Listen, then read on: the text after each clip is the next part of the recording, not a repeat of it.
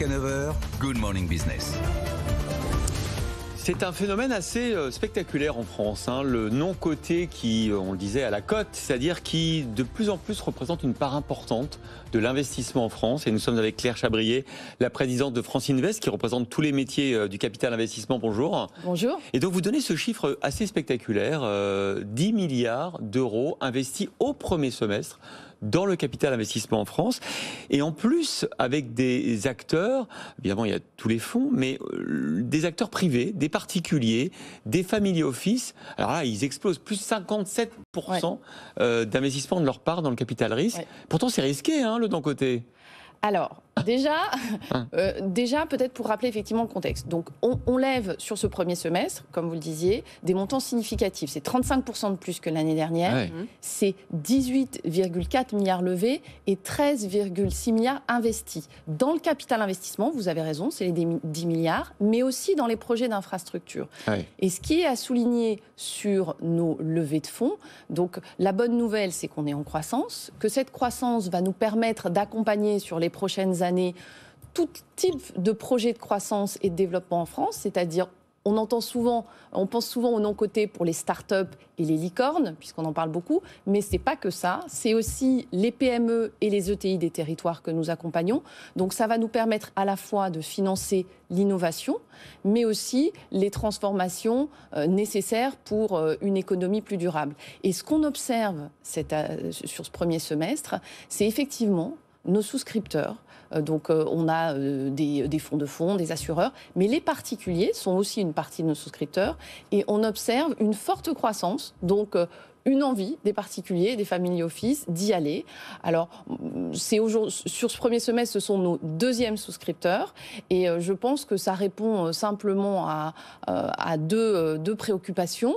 D'une part, c'est un investissement qui donne du rendement. Ouais. Donc ça, aujourd'hui, ce qu'on montre, c'est qu'on surperforme l'ensemble des autres propositions d'investissement. Donc dans le contexte actuel, un investissement qui donne du rendement, ça fait beaucoup de sens. Et puis, c'est aussi un investissement pour les particuliers qui donne du sens. Parce que quand on investit dans le capital investissement et dans l'infrastructure, on investit dans les startups, ce que je vous disais, mais aussi les PME, les ETI. Donc on sait... Ouais. Où va notre argent et ce sont des projets très concrets de croissance et donc de création d'emplois. Après, je dois rajouter, parce que c'est important, c'est quand même risqué, parce que c'est du non-coté. D'abord, c'est pas très liquide, et puis on peut tout perdre. Enfin, pas tout perdre, parce qu'on répartit les risques en général, mais quand même. Oui, alors, vous avez raison, c'est du non-coté. On répartit les risques. Déjà, la première leçon, ou ce qu'il faut savoir, c'est l'importance, c'est de répartir. Bien sûr. Donc, si on investit dans cette classe d'actifs, on ne va pas investir uniquement dans le capital risque, mais on va investir aussi dans des sociétés plus matures, comme les PME et les ETI. C'est un bon principe de base, déjà. Et puis, d'autre part, ce qu'il faut savoir aussi, c'est que c'est un investissement de long terme. Vous avez raison. Mais aujourd'hui, notre conviction, et c'est ce qu'on porte chez France Invest, c'est qu'il y a une partie de l'épargne qui est de l'épargne l'argent long terme.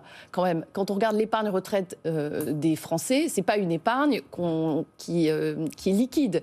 Les Français gardent leur épargne retraite en moyenne 20 ans.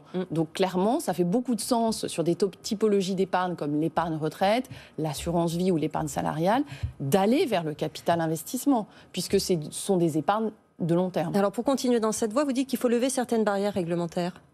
Oui, parce qu'aujourd'hui, ce qu'on voit, c'est que grâce à la loi Pacte, notamment sur l'assurance vie, il y a eu beaucoup d'efforts qui ont été faits. Donc ça commence à prendre. On a aujourd'hui la possibilité de mettre en place des véhicules qui sont compatibles avec l'assurance vie.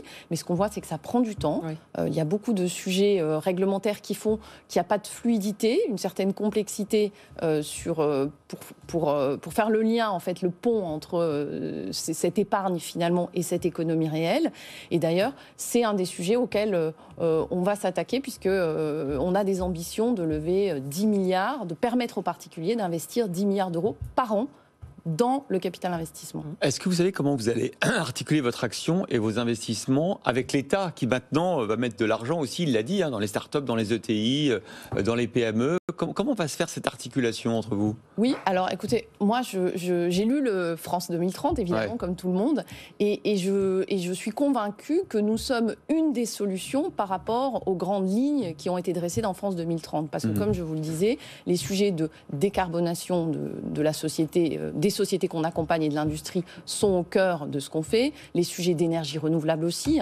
On a beaucoup de croissance à l'investissement sur ces thématiques-là, mais aussi, bien entendu, les transformations digitales qui vont accompagner nos PME et nos ETI.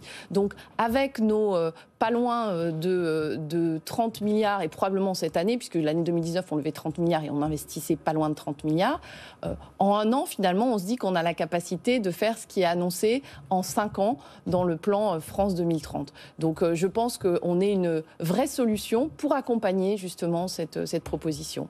Et c'est ce qu'on va mettre en valeur dans nos rencontres Réinventer la croissance la semaine prochaine, le 21 octobre.